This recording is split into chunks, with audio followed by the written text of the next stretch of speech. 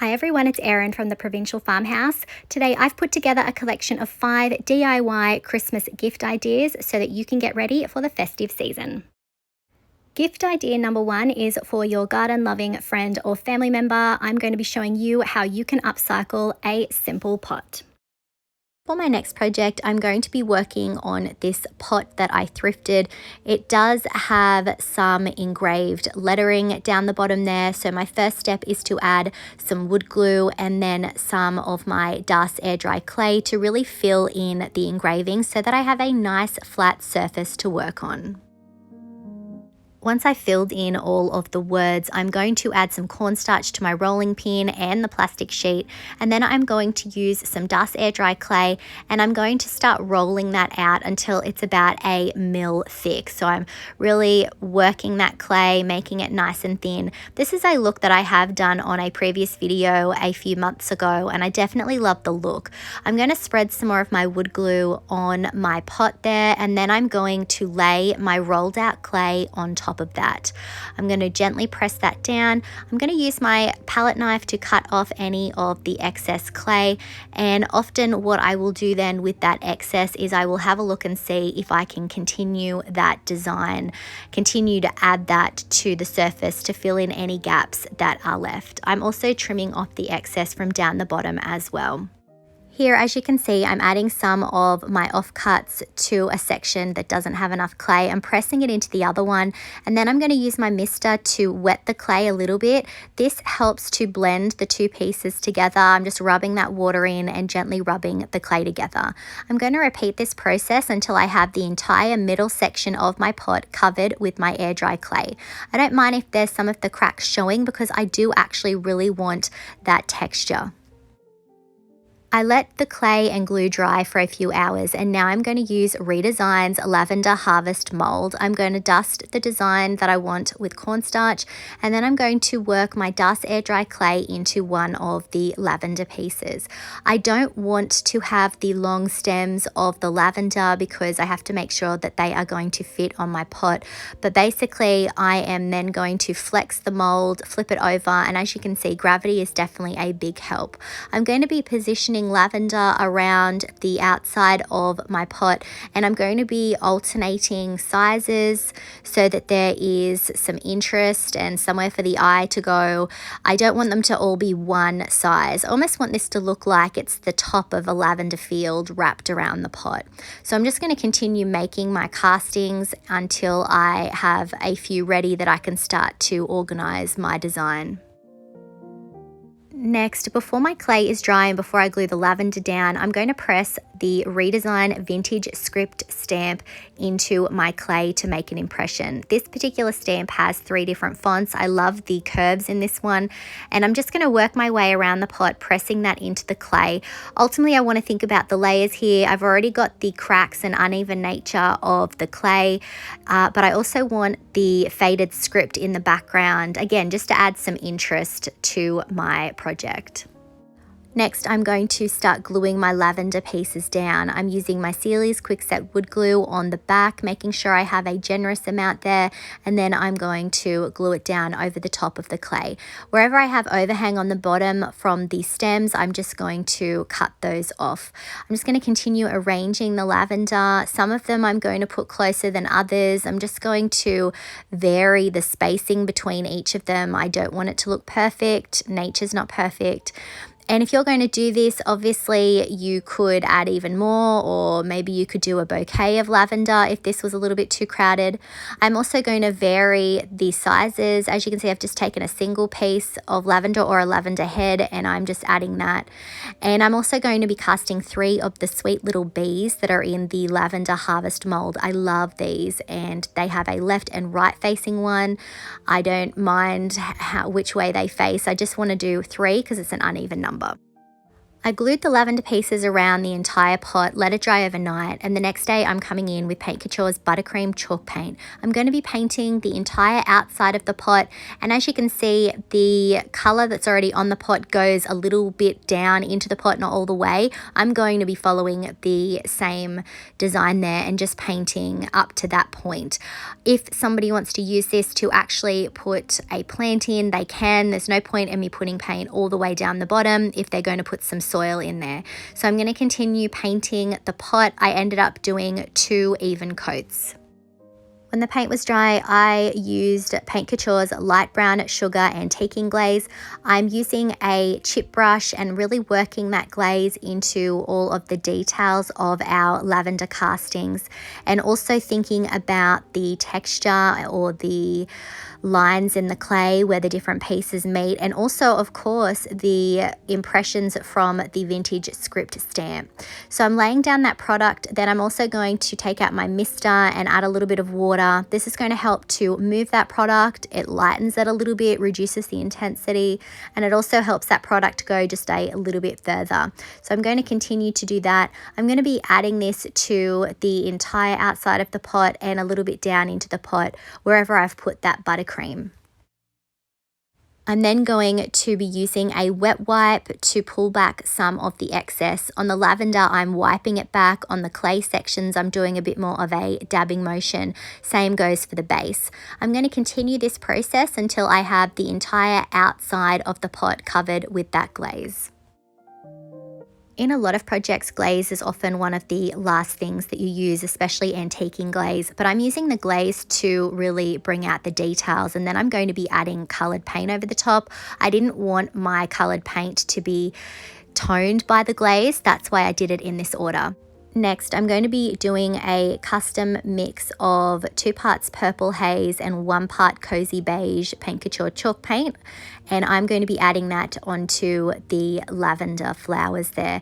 I'm just dabbing it on. I don't need perfect coverage here.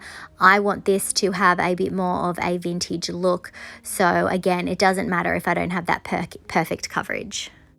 I'm going to be working in sections here, so once I have finished adding the purple to the lavender, I'm going to take a wet wipe and start dabbing back some of that paint so that it looks like it's worn away and we can see some of that buttercream peeking through underneath. I don't want to go around the whole pot and then come back and try and do this. It might be a little bit tricky to get that chalk paint off. I'm then going to use Autumn Sage chalk paint by Paint Couture, and I'm going to be adding that to the stems.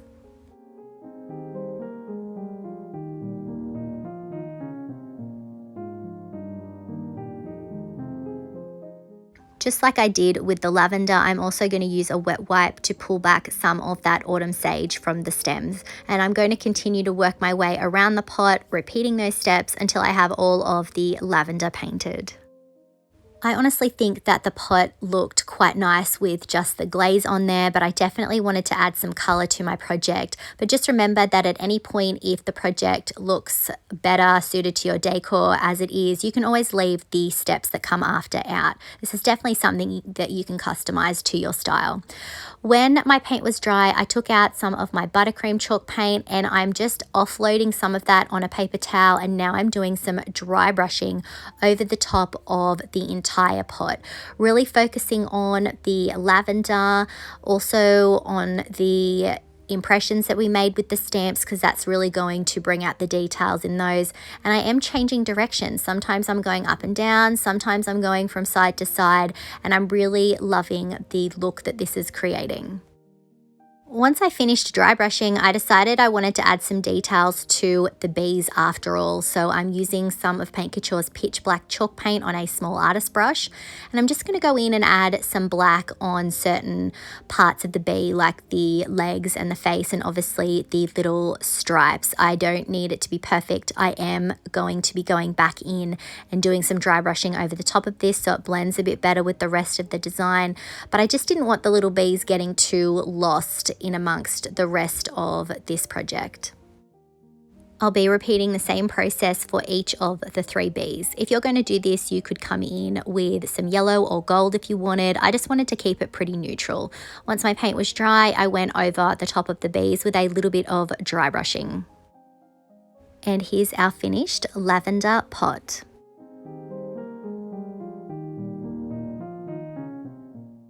I love how this turned out. The lavender molds have completely transformed a plain pot into something quite lovely. Let me know what you think of this in the comments.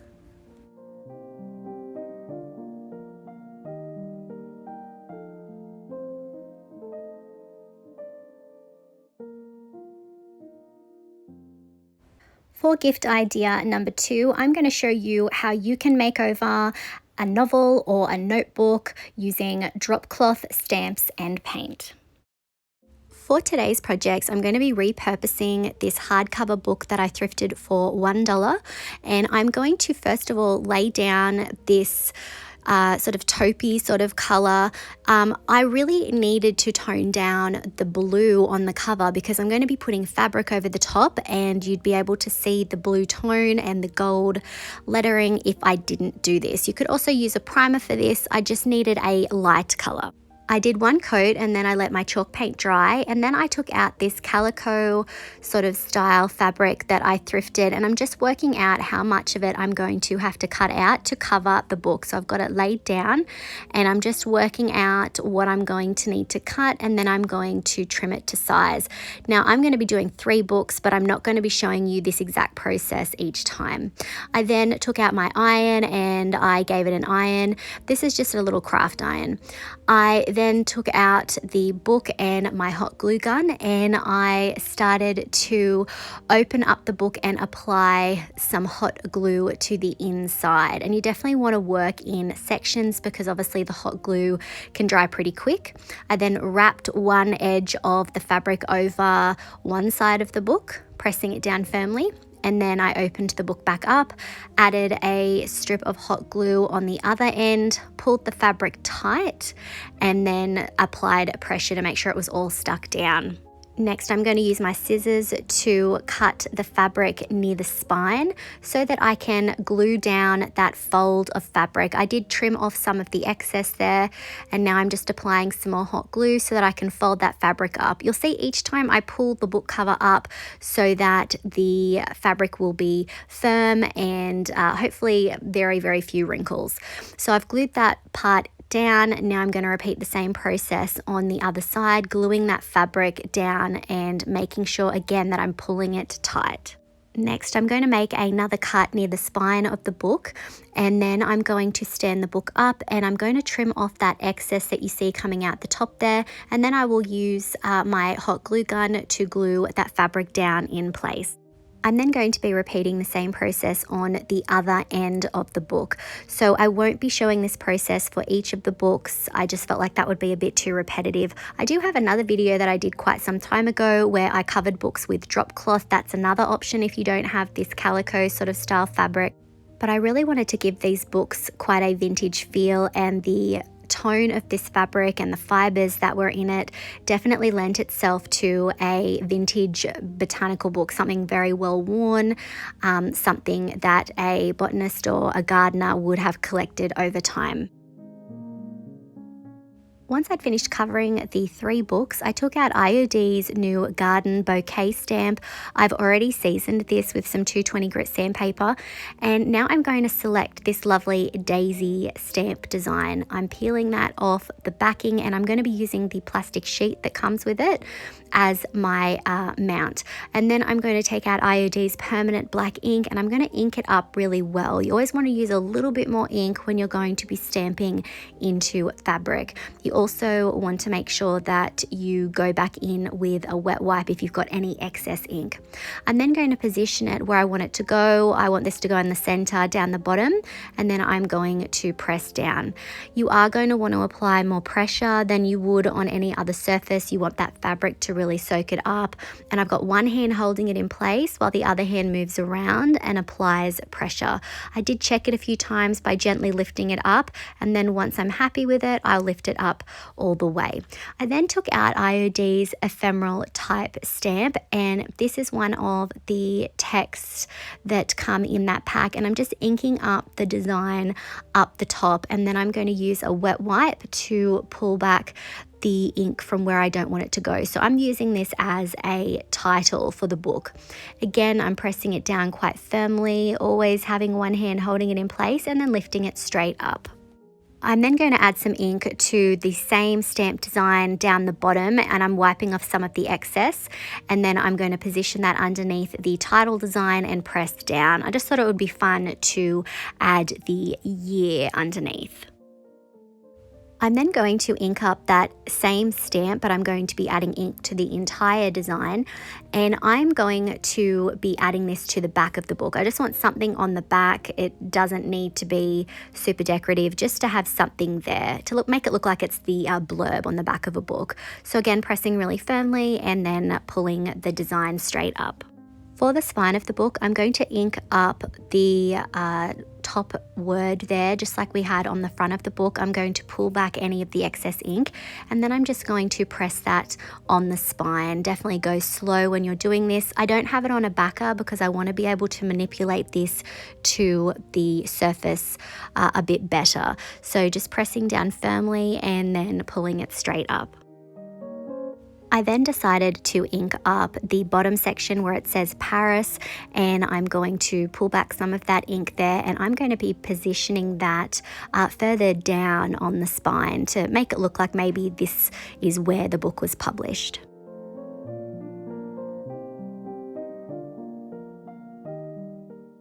Once the ink had been drying for several hours, I took out Paint Couture's Basil chalk paint, and I'm just going to be adding that to the stems and the leaves of the floral design. Now I am dabbing off most of the paint onto a wet wipe. I also haven't stirred my paint really well, so it's a little bit watery at this point. If you wanted, you could water down your paint by adding just a little bit of paint and a little bit of water together, but I really want it to be quite thin because I still want to be able to see the details of the stamped design. So I'm just sort of dabbing it in. I don't need to have full coverage here. I just really wanted to add some color to this to give it more of that vintage botanical book look, but we don't want it to be super bright, as I'm definitely going for that vintage aged look. Next, I want to add some color to the petals of the daisies. So I picked out this really creamy, very light yellow chalk paint that I had in my stash. And again, I'm dabbing off the excess on a wet wipe. So I've got that water that's sort of toning it down and watering it down. And I'm just dabbing it onto the details of the petals.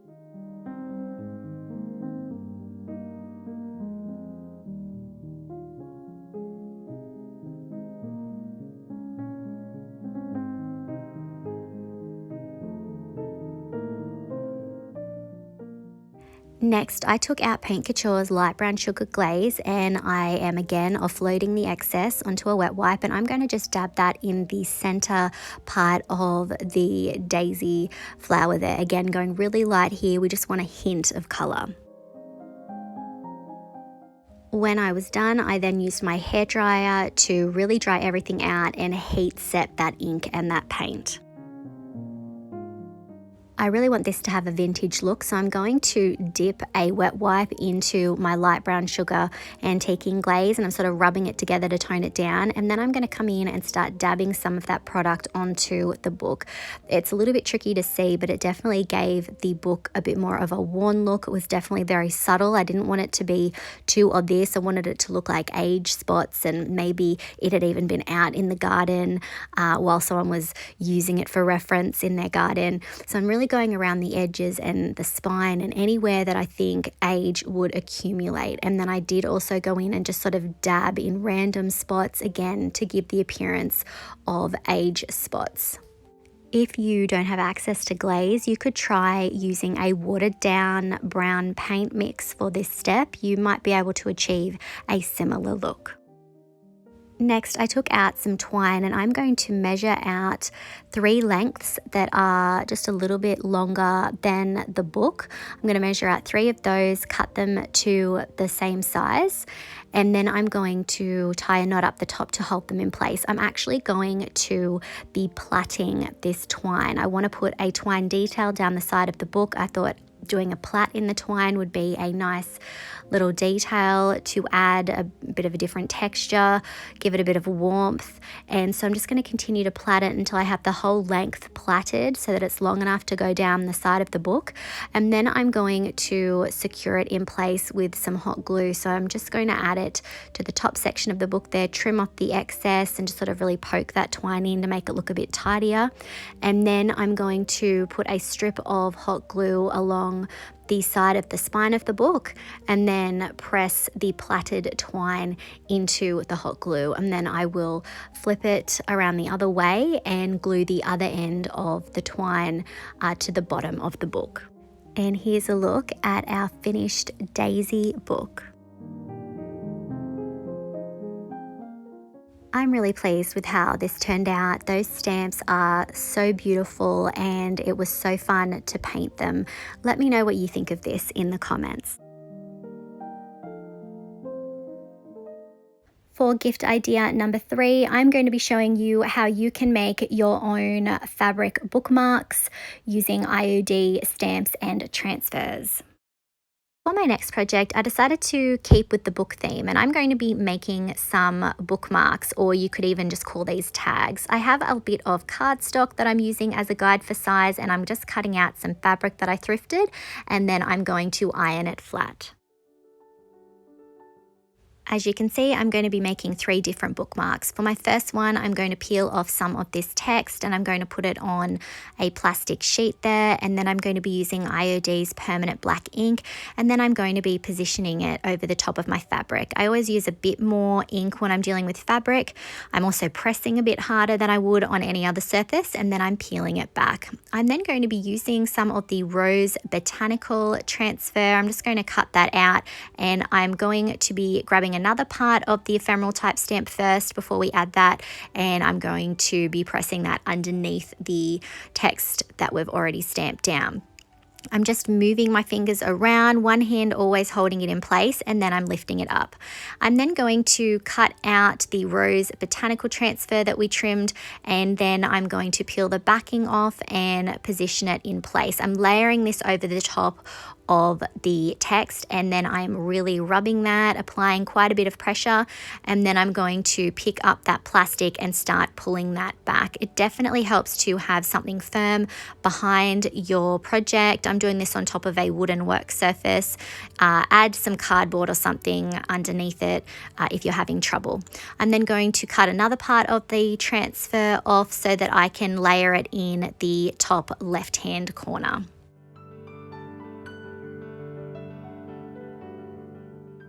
Once I have that transfer in place, I'm going to trim my bookmark to size a bit more, and I'm going to fray the edges for a bit more of a vintage look. And I'm going to be repeating the same process for each of the bookmarks, fraying those edges and trimming off the frays that I have created. I'm then going to use a hole punch to make a hole in the fabric up the top. Now, it didn't go all the way through, so I did finish off that with the scissors. Again, this is going to be something that I do to all of the bookmarks, so I won't be showing you each time I do it. I'm then going to be using Paint Couture's Decoupage Medium in Matte. I'm adding that over the top of some cardstock, and then I'm going to be pressing the fabric into that. This is just going to provide a bit more support.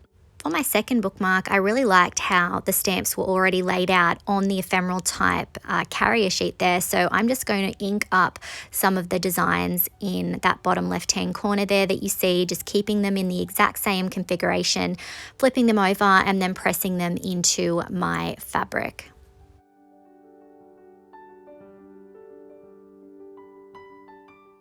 For the third bookmark, I'm going to be using some of this script writing. It looks like it's from a letter, so I'm going to ink up part of it. Obviously, we're working with a narrower surface here. I'm going to press that down. Again, I've just kept it on the actual sheet that the stamps come in. And then I'm going to ink up the other side of that script letter and position that underneath. I then took one of the postage stamp designs. I'm inking that up, and that's going to go up the top in the center.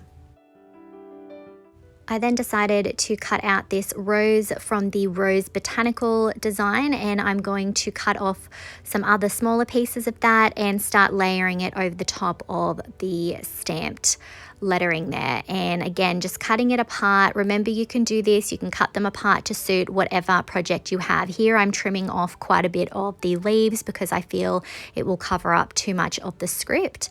So I'm just cutting them to suit whatever project I'm working on. And I love the smaller scale that IOD have given us with this new Rose Botanical transfer. There's large designs, but there's also smaller ones.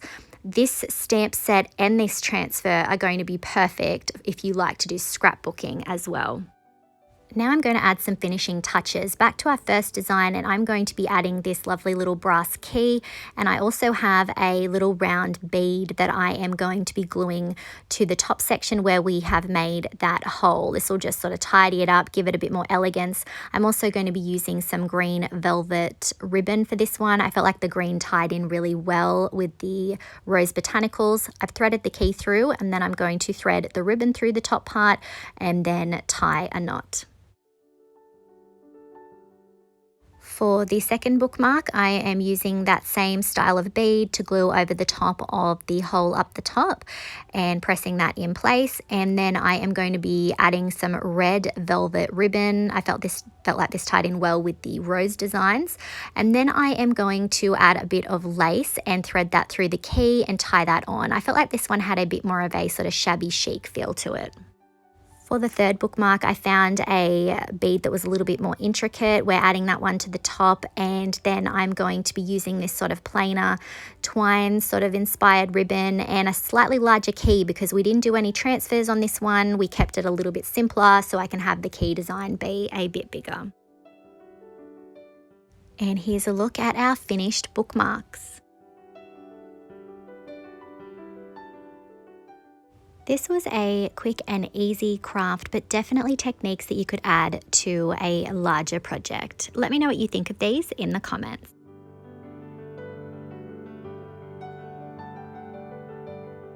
For gift idea number 4, I'm going to be showing you how you can upcycle a thrifted frame and make your own art to go inside.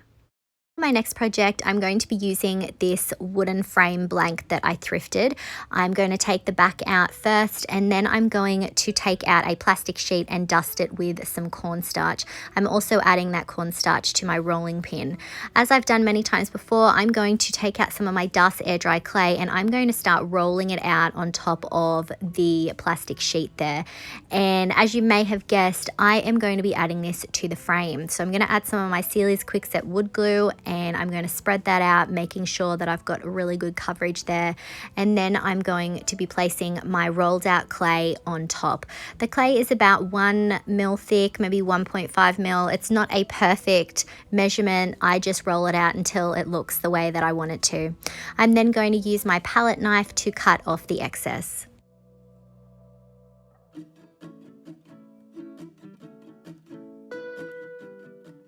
I'm then going to use my fingers to pull the excess clay over the sides and create a bit of a jagged edge. Ultimately, I want this to have quite a primitive feel to it. I'm going to repeat the same steps as before and adding that glue and then adding the rolled out clay until I have the entire frame covered.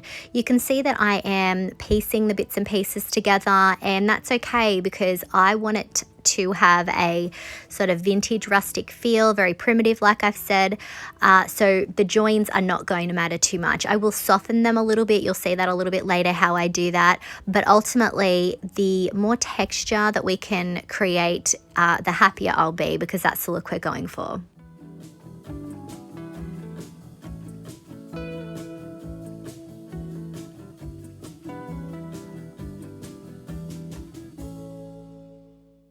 To soften some of the join lines, I used a mister and I misted the areas and then gently used my fingers to blend and work those areas together.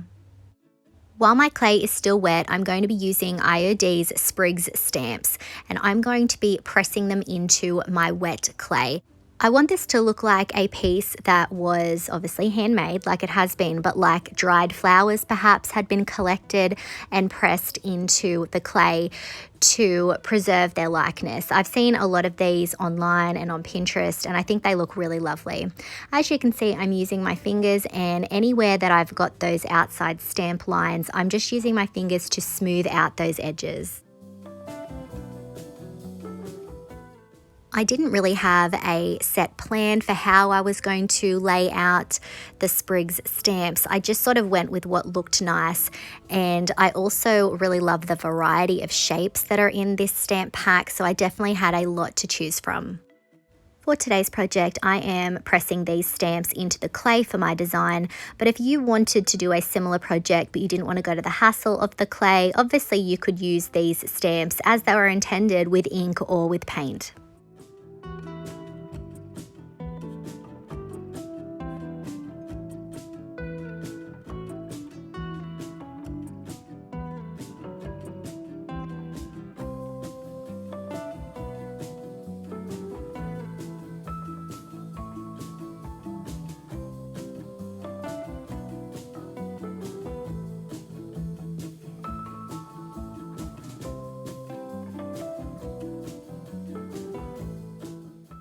I let my clay dry overnight, and the next day I came in with Paint Couture's Buttercream chalk paint, and I'm going to be applying one even coat over the entire project. Now I'm only going to do one coat here because I am going to be adding some glaze a little bit later, and I don't mind if there's a little bit of color variation or patches where I've missed, because we are going for an aged rustic sort of a feel anyway.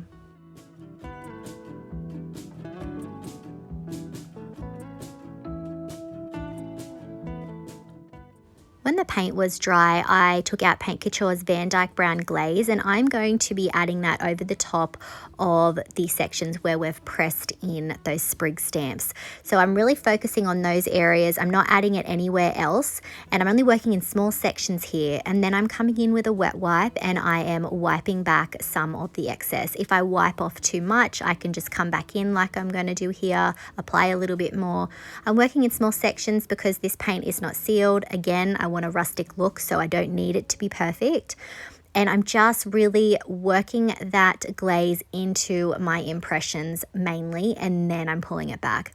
I experimented with the directions that I was wiping back to see how I could make it so that more of the glaze was left behind. Sometimes I'm wiping horizontally, sometimes I'm going vertically. And on the edges, you can see here, I'm really working it into the uneven textures there, and then I'm loving how it looks with the glaze sitting down in it. This is definitely a fun project, and it definitely looks quite primitive and I think quite lovely. So I'm going to continue to add that glaze over the entire frame, and I love how the glaze is bringing out all of those details and the cracks and imperfections in the clay. Now, if you want to do this but you do not have access to glaze, you could create a brown paint wash out of a water-based brown paint and you could achieve a similar result, or perhaps you could use a brown wax.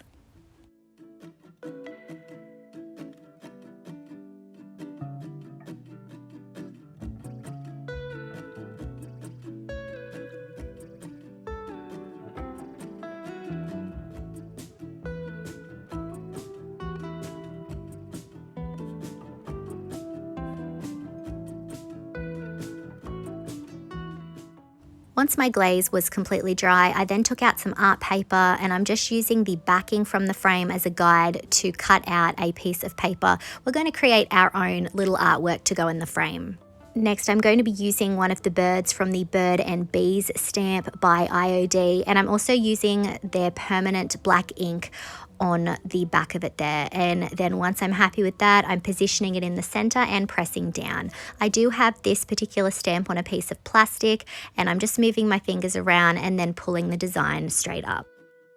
And here's our finished project. I'm really pleased with how this all came together. Let me know what you think of this in the comments.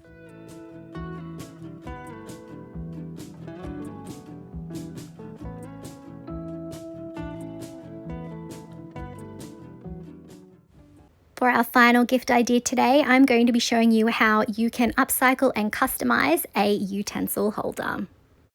My second project, I'm going to be working on this utensil holder. After cleaning, I'm going to be priming it with Paint Couture's 2-in-1 primer in grey. I am using grey because that's what I have open, but you can also use a white primer.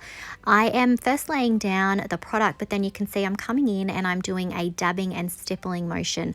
I like to do this to make sure that I don't have obvious brush strokes. So I'm going to be applying one coat, letting it dry for about an hour, and then I'm going to come in and do a second coat. I also went in and added the primer to the inside of the project as well. This isn't food safe, but it's just for the utensil handles, so I don't really see this as being an issue. Next, I'm going to be using this little resin piece that was gifted to me. A friend of mine has the Redesign mold. I believe it's called Sunny Morning Rooster and Chickens, perhaps. I believe it's retired, so I don't have that one, but she very kindly made me up a few resin pieces from that mold. I'm heating it up with my hairdryer so that it becomes pliable first. And then once I have it molded to the shape, I'm adding some Gorilla Super Glue gel to the back. I'm then going to position it where I want it on my canister there, and I'm going to hold it in place for about a minute. I'm then going to be using Paint Couture's Pine Cone Chalk Paint. I'm going to pour some of that out into a plastic container, and then I'm going to be using my salt wash mixture. I'm going to be scooping out some of that into the Pine Cone Chalk Paint, and I'm going to stir it really well. I want to create a thicker mixture reminiscent of, say, peanut butter. So if you are trying to achieve this, just keep adding the salt wash until you're happy with it. If your mixture gets a bit too thick, you can also add a bit more of your paint. Once I'm happy with the consistency, I'm going to start dabbing that on with a chip brush. You really don't want to use your good brushes with this salt wash mixture. It can be very hard on the bristles. So I'm just going to continue adding my salt wash mixture to my entire piece. I'm really going in quite heavy around my chicken there because I have a little bit of a gap. I really struggled to get that completely flat because these were not fresh castings, but that salt wash is definitely able to smooth that transition between the resin piece and the rest of the project. I did use a wet wipe to pull back some of that salt wash from the chicken because I don't want the beautiful details on that resin mold to be hidden. I want those to be visible. I'm also adding the texture to the inside of the project as well. Before the salt wash mixture is completely dry, I'm going back in with my chip brush and I'm brushing down the peaks. I'm definitely being gentle here. I don't want to pull that paint back, but I do want to soften the texture that we've created. So you can do this with salt wash. You can gently brush down the peaks that you created. When that was dry, I took out Paint Couture's Farmhouse Linen Chalk Paint, and I'm going to add just a little bit more of that salt wash, but I'm adding it to the Farmhouse Linen to thicken up the paint, and also it helps it to go a little bit further. So I'm going to have enough to be able to finish up my project. So I'm then going to go in and I'm going to start brushing on that Farmhouse Linen. I'm happy for it to miss certain spots. That's why we went in and added the brown paint so that it would be okay to show through any of the gaps in that white paint. So I'm just going to continue to add the Farmhouse Linen mixture to my entire piece, and I ended up doing 2 coats, but my second coat was a lot lighter. I was just going in and catching any areas that was still showing maybe some of that grey primer, and just making sure that I was getting any areas that maybe had some drips. So this is to your own personal taste if you're going to try this look out.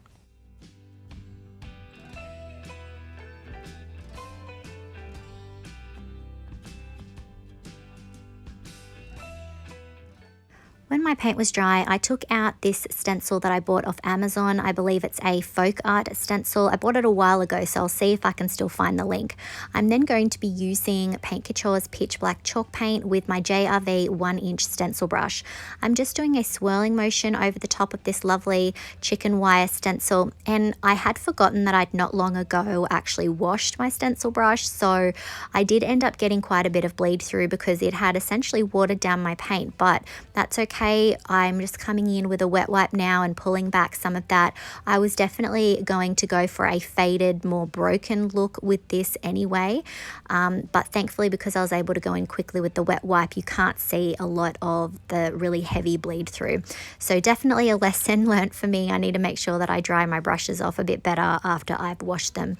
So I'm just going to continue to work my way around the utensil canister there and randomly add that chicken wire. And again, I'm certainly happy for it to have a bit of a broken look to it. We're going for a farmhouse weathered and worn look, so I feel like this definitely fits. I was really excited to finally use this stencil, and I felt like it definitely added a little bit more interest, a little bit more depth to my project. But obviously, if this felt a little bit over the top to you, this is definitely a step that you could leave out.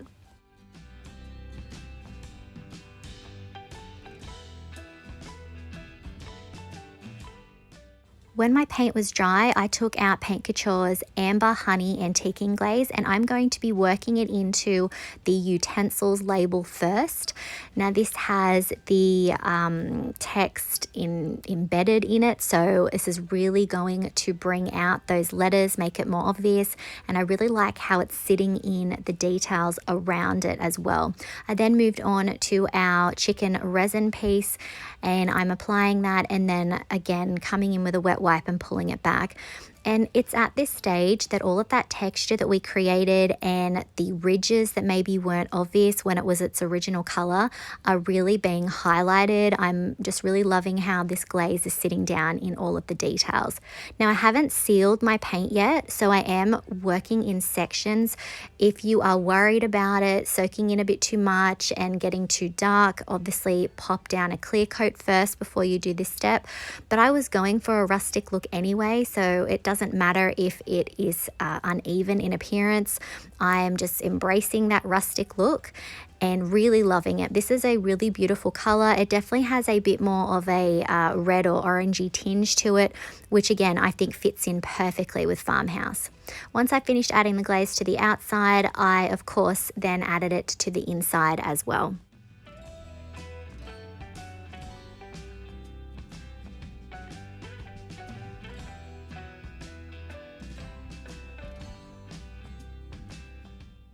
When the glaze was completely dry, I then took out my Extreme Guard in satin top coat, and I'm going to give this piece 2 coats because it's going in a kitchen.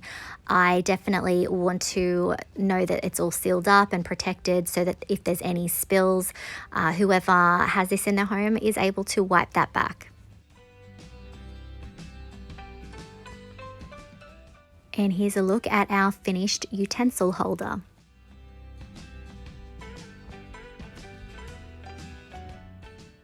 I really love how this turned out. It definitely feels sort of primitive farmhouse, and I think that that casting looks great with the stencil. Let me know what you think of this in the comments.